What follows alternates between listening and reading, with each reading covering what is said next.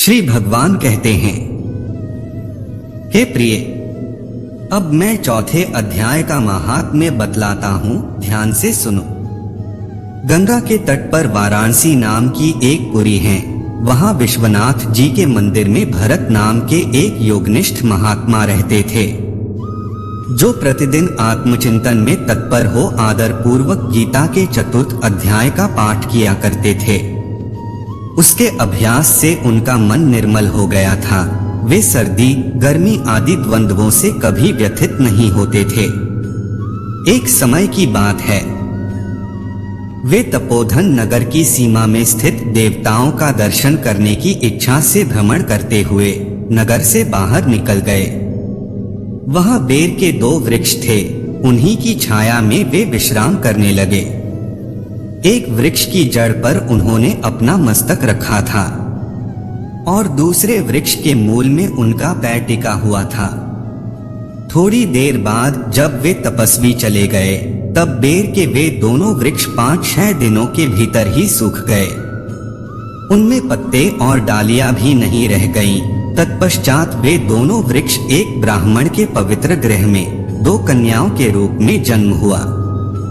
वे दोनों कन्याएं जब 7 वर्ष की हो गईं, तब एक दिन उन्होंने दूर देशों से घूमकर आते हुए भरत मुनि को देखा।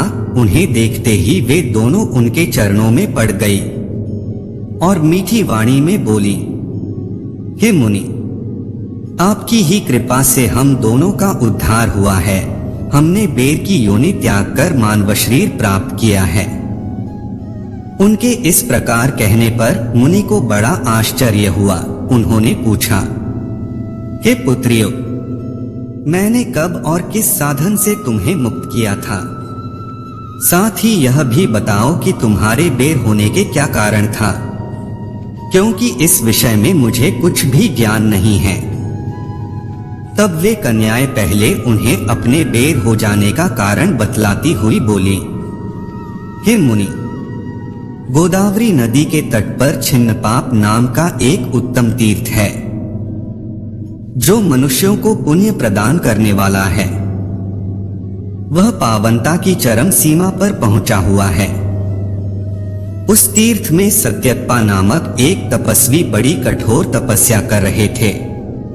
वे ग्रीष्म ऋतु में प्रज्वलित अग्नियों के बीच में बैठते थे। बारिश के समय में जल की धाराओं से उनके सिर के बाल सदा भीगे ही रहते थे तथा जाड़े के समय में जल में निवास करने के कारण उनके शरीर में हमेशा रोंगटे खड़े रहते थे। वे बाहर भीतर से सदा शुद्ध रहते, समय पर तपस्या करते तथा मन और इंद्रियों को संयम में रखते हुए परम शांति प्राप्त करके आत्मा में ही रमण करते थे। वे अपनी विद्वत्ता के द्वारा जैसा व्याख्यान करते थे, उसे सुनने के लिए साक्षात ब्रह्मा जी भी प्रतिदिन उनके पास उपस्थित होते और प्रश्न करते थे। ब्रह्मा जी के साथ उनका संकोच नहीं रह गया था। अतः उनके आने पर भी वे सदा तपस्या में मग्न रहते थे। परमात्मा के ध्यान में निरंतर संलग्न रहने के कारण उनकी तपस्या सदा बढ़ती रहती थी। सत्यप्पा को जीवन मुक्त के समान मानकर इंद्र को अपने समृद्धिशाली पद के संबंध में कुछ भय हुआ। तब उन्होंने उनकी तपस्या में सैकड़ों विघ्न डालने आरंभ किए।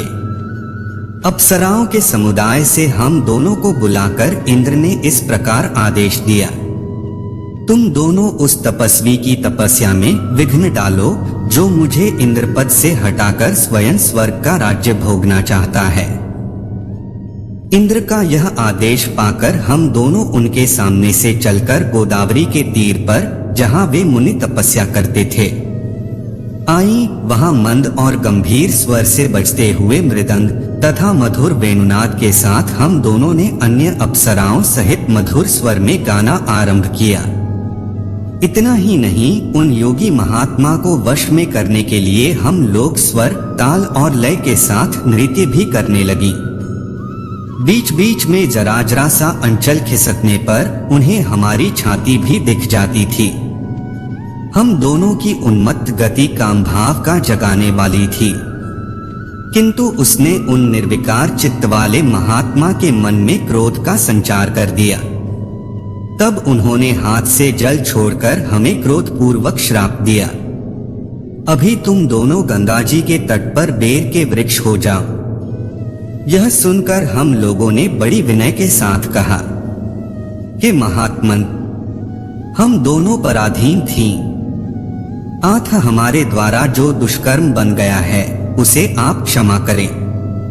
यह कहकर हमने मुनि को प्रसन्न कर लिया। तब उन पवित्र चित्त वाले मुनि ने हमारे शाप उद्धार की अवधि निश्चित करते हुए कहा, भरत मुनि के आने तक ही तुम पर यह श्राप लागू होगा, उसके बाद तुम लोगों का मृत्युलोक में जन्म होगा और पूर्व जन्म की स्मृति बनी रहेगी। हे मुनि देवता, जिस समय हम दोनों बेर वृक्ष के रूप में खड़ी थीं, उस समय आपने हमारे समीप आकर गीता के चौथे अध्याय का जप करते हुए हमारा उद्धार किया था, अतः हम आपको प्रणाम करते हैं। आपने केवल श्राप ही से नहीं, इस भयानक संसार से भी गीता के चतुर्थ अध्याय के पाठ द्वारा हमें मुक्त कर दिया। श्री भगवान कहते हैं, उन दोनों के इस प्रकार कहने पर मुनि बहुत ही प्रसन्न हुए और उनसे पूजित हो विदा लेकर जैसे आए थे वैसे ही चले गए, तथा वे कन्याएं भी बड़े आदर के साथ प्रतिदिन गीता के चतुर्थ अध्याय का पाठ करने लगी, जिससे उनका उद्धार हो गया।